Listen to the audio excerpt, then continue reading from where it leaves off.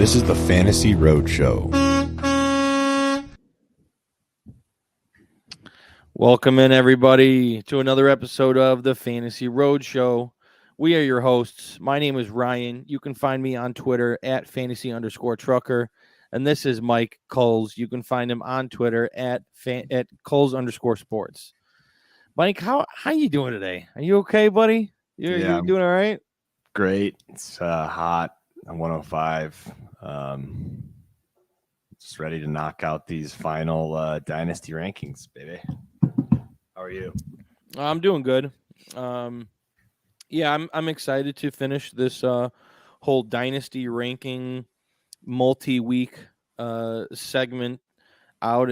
And we could just start redraft. I'm excited to get into mock drafts. I'm excited to get into our sleepers.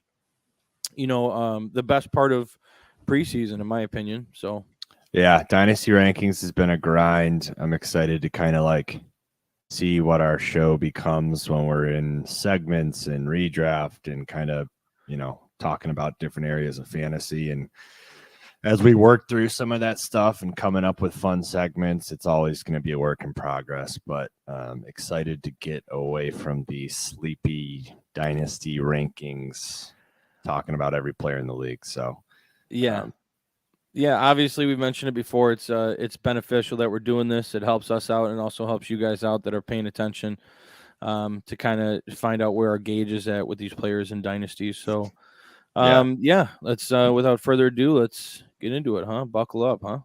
Buckle up.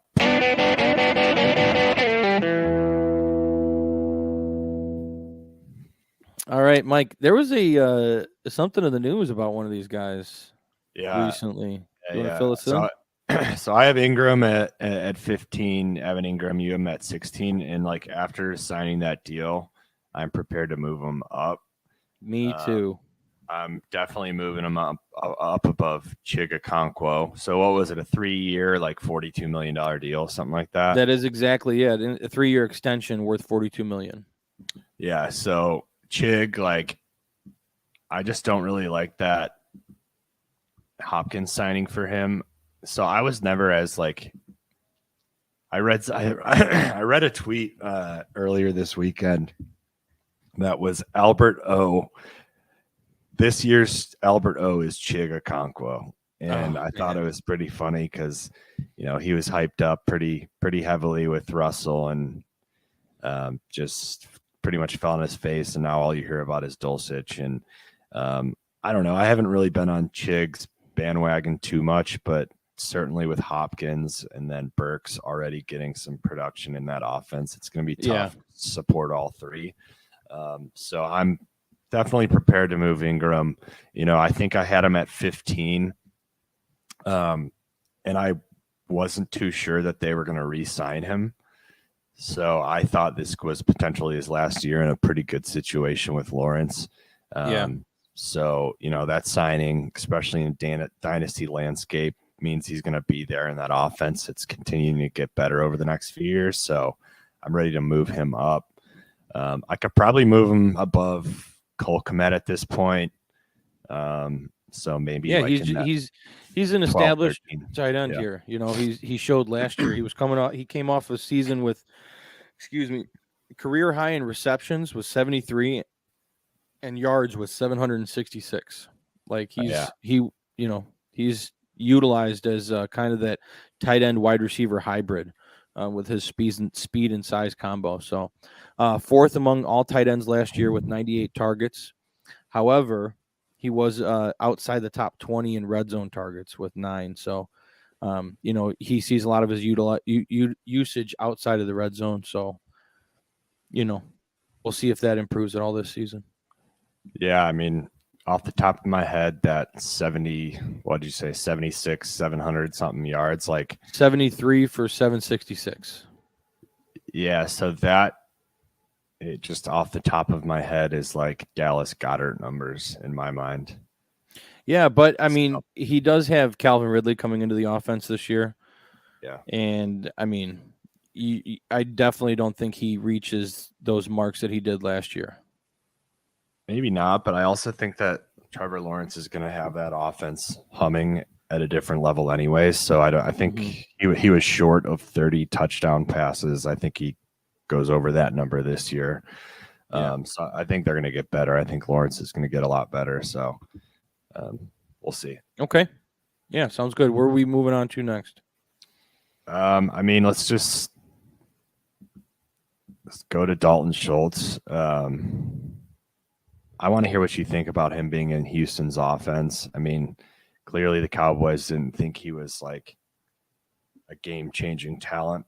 And they don't really have the Cowboys don't really have a tight end like answer yet, but they were confident enough in replacing him that I don't know. What do you have to say? That kind of bothered me. I was really big into Dalton Schultz last year. I thought he fit well with that offense. Dak Prescott, he was utilized quite a bit in that. So I'm surprised that they let him go, but I think it's just that speaks to the room that they have behind him with Jake Ferguson, and then they just drafted another guy we'll be talking about soon. But I mean, Dalton Schultz, 27 years old. He signed a 1-year deal with Houston, kind of a prove it kind of deal. Who knows how this is going to work out, man? I mean, we both think that Stroud's going to figure it out this year and have a better year than people expect. And I think Dalton Schultz is going to be a product of that. His best season was in 2021. And he finished as the number 3 tight end with over 100 targets, over 800 yards and 8 touchdowns. So he's capable of having these very, very elite statistic lines. So, who knows what's going to happen? The jury's still out on this, but I personally think Dalton Schultz has a good season with Houston, and I think they're going to re-sign him after this year. Yeah, absolutely. We'll see how that plays out. I just don't have much to say to him. I think he's good, and he was in an offense where he was replacing a lot of production and just kind of was the benefactor of that. But we'll see what happens in Houston. A lot has to play out.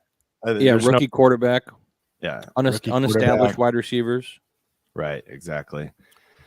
But I do want to talk about Trey McBride. I have him at 17. You have him at 19. I'm a pretty big Trey McBride guy. He's the kind of guy that saw an elite level of targets in production in college, and he's kind of stepping into an offense that should be really bad, but he's going to be jumping into those Zach Ertz shoes that were, I don't know, producing at a very high level before injury last season. So yeah, definitely. What do you think about McBride? Where do you see him? He's a promising prospect here. He's 23 years old. He's coming in at like 6'4", 250 pounds almost. He was the first tight end drafted in 2022's draft. His final season at Colorado State got over 1,100 yards. So that's, shows his receiving ability in that aspect. Last year, Zach Ertz ended up going down with I think he tore his ACL in about week 10. So Trey McBride came in and caught 25 of 35 targets for 234 yards and his first touchdown. That wasn't amazing numbers, but that team was horrendous last year. He's looking to pick up right where he left off as the starter for Arizona. And I think, Arizona's going to be playing from behind pretty much every game. So they're going to be going to the air early and often. And I think Trey McBride, no matter who's playing quarterback, should be a legitimate target in that offense. Who's the week 1 starter in your mind? What do you mean for quarterback? Colt McCoy. He's the veteran in that room right now that's healthy. Clayton Tune could end up working in if I think that's only possible if Colt McCoy messes up royally, just throws pick after pick after pick. Then they'll throw in Clayton Tune because what else do they have to lose, But I don't know. I've been reading reports. Over here that Kyler Murray is aiming to come back week 1, although that is a stretch, and the coach is not commenting on this. But obviously you should set personal goals when you're rehabbing from an injury like this. But I don't know. From what I'm seeing, I could see him coming back as early as week 4. Kyler. Yeah, that would change the trajectory of the Cardinals season for me. I think they're And just in my mind, they're going to be one of the worst teams in the league this year. But if Kyler comes back week 4, he's going to win you games just from his talent alone. But we'll see what absolutely. happens. Definitely. So what I do want to talk about is the Green Bay Packers. Historically, the greatest franchise in the NFC North. Just championships. Throwing shots. Championships after championships. Tell me about the greatest franchise in the NFC North, Ryan. You're an asshole, number one. Number two, I don't know, man. This is going to be interesting this year. You know, they drafted Luke Musgrave in round 2, and then followed up with Tyler Croft, however the hell you say his name, in round 3. And I don't know. So far during OTAs and reports coming out of camp, Luke has been the guy. Like he seems like he's going to be the guy taking first reps. However, I think Green Bay, obviously from the draft pick selections, they're probably planning on running 2 tight end sets pretty often. I mean, establishing the run first team, and not relying too much on Jordan Love this first year and letting him kind of work his way into his spot. You know, I don't know. I could see Luke easily making a pretty good connection with Jordan Love.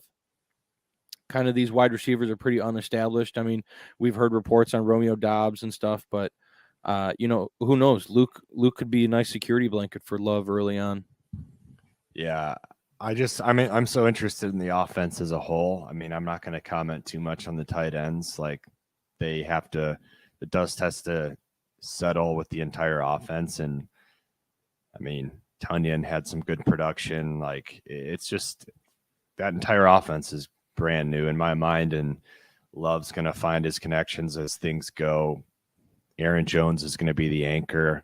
I mean, and A.J. Dillon really, but we both, I think, are going to see. We think that this year you're going to see Jones relied on very heavily, and kind of the rest we'll see week by week, kind of as things shake out.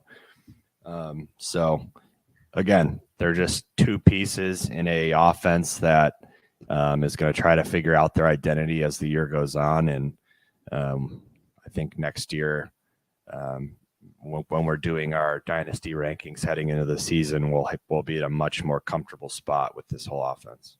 Yeah, absolutely. I think this year is going to tell us a lot of what we want to know.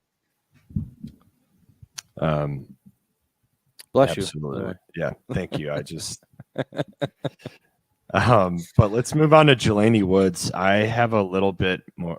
I know I've always been higher on him than you. I just think like 6'7", his size is very impressive, and he's shown that he can catch the ball and do something with it. But that being said, Anthony Richardson's quarterback.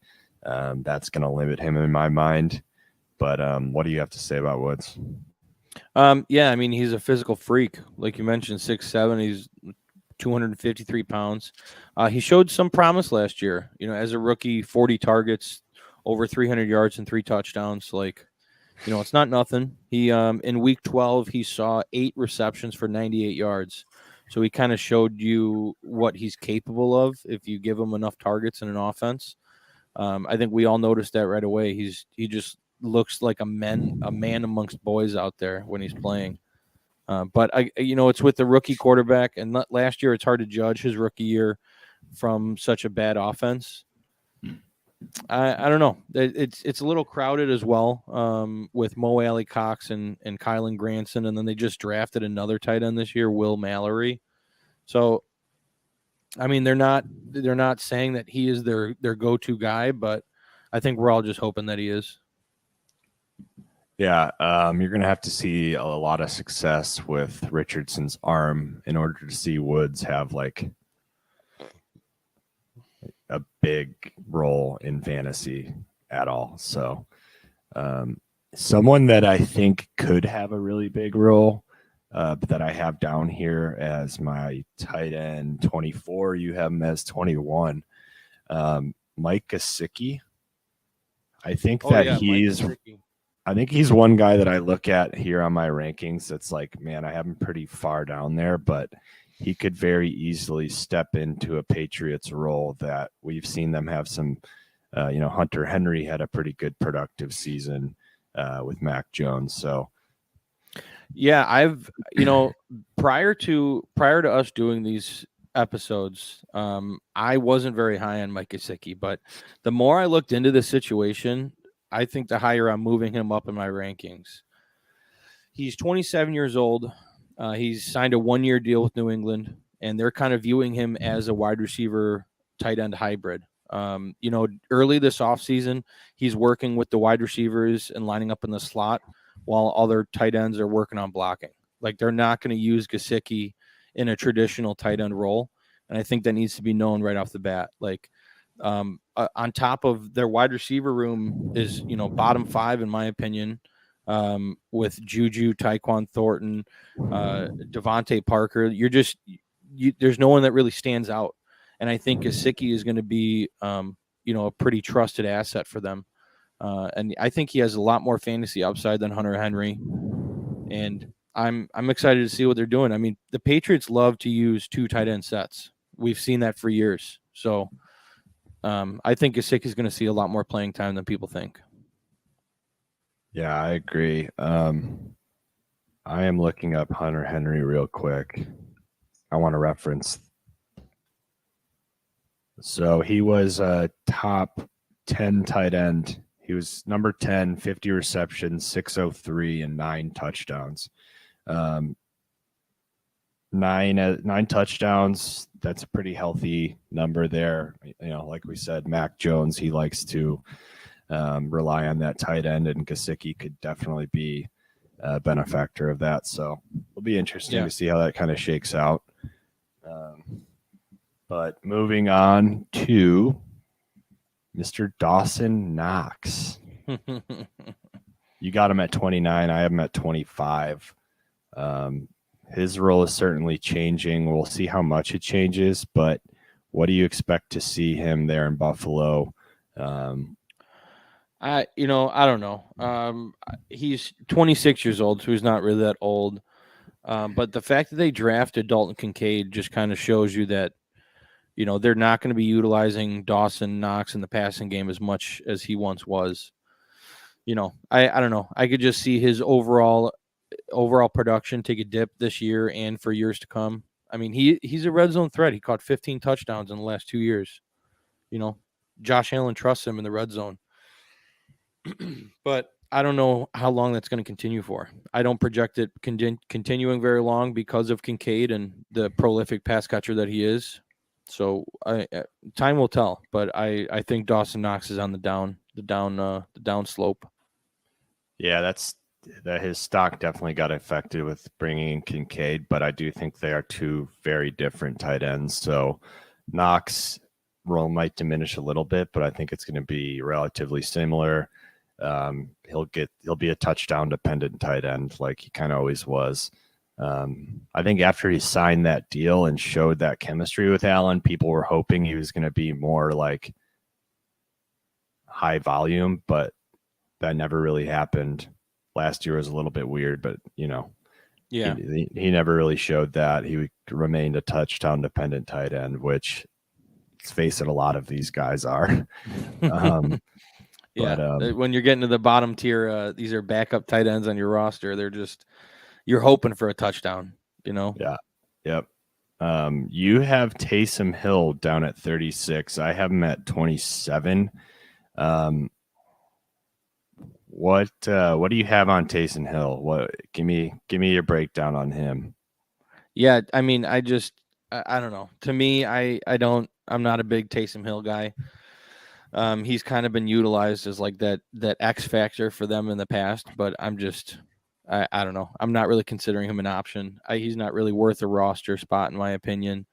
I like Juwan Johnson. I think he's going to be a much better tight end asset to have rather than Taysom Hill. I think they're going to start veering away from him and moving towards Juwan Johnson.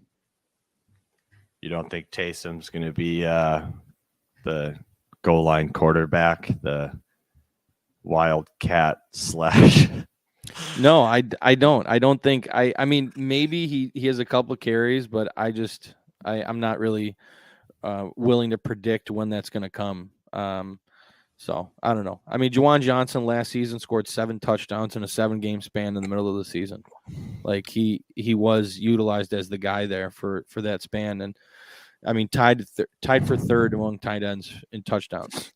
But he finished outside the top 15 in targets, receptions, and yards. So I mean, I don't know. I'm hopeful that Juwan Johnson kind of carves out that official role as their starting tight end. Taysom Hill was the number 9 tight end last year with 9 receptions. That's pretty remarkable. Yeah. I know your thoughts on standard scoring. Okay. PPR is standard, Mike. Okay. PPR is standard. But However, go on. in what the industry refers to as standard scoring, he has been top 5 each of the last 3 years. He's tight end 3, 5, and 3.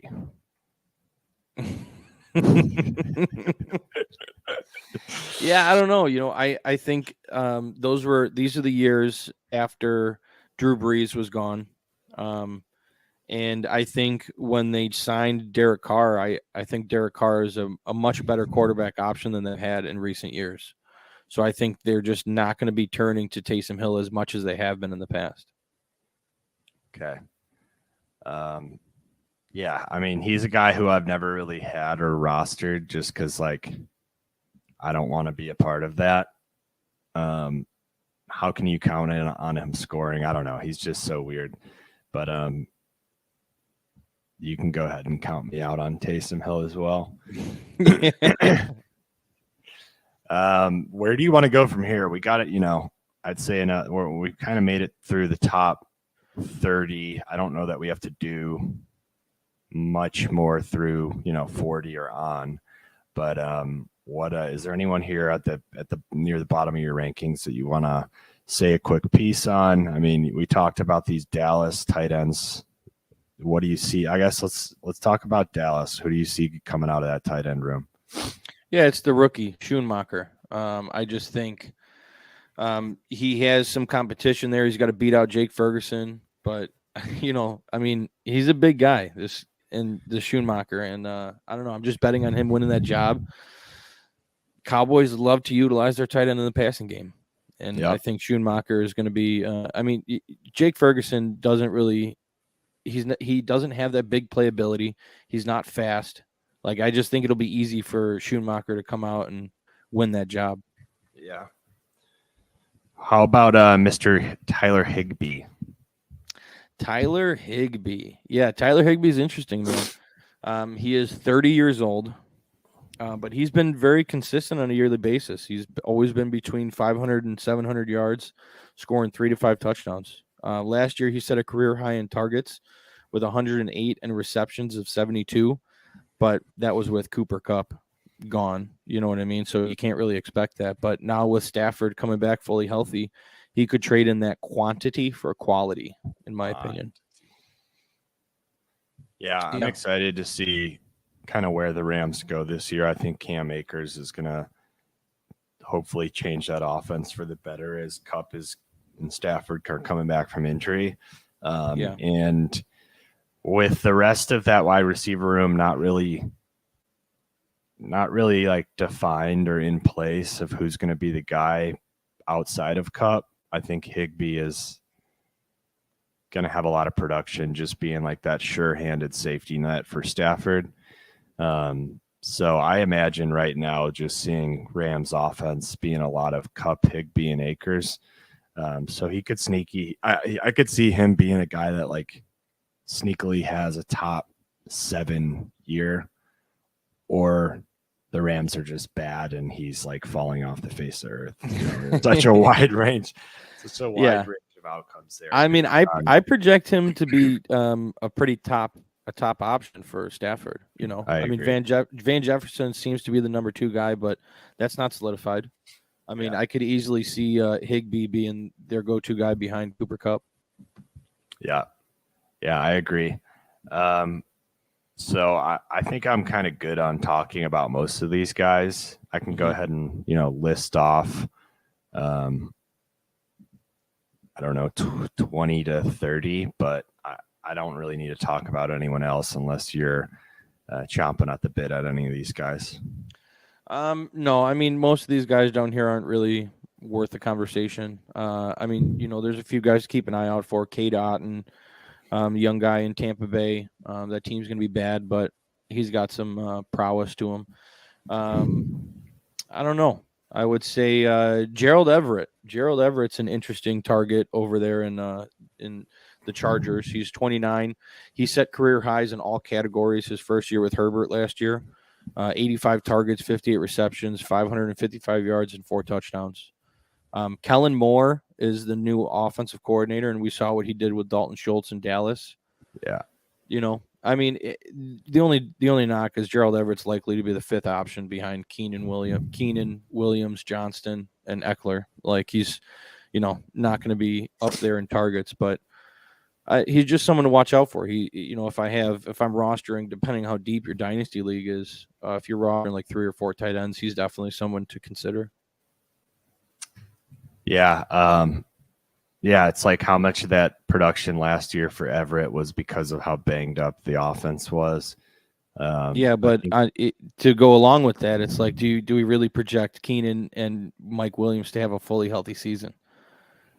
Yeah, no, I think Kellen Moore, that's a great point. I think he's going to make that offense outstanding. So he should, he should have some big time games, just kind of running and gunning with that offense.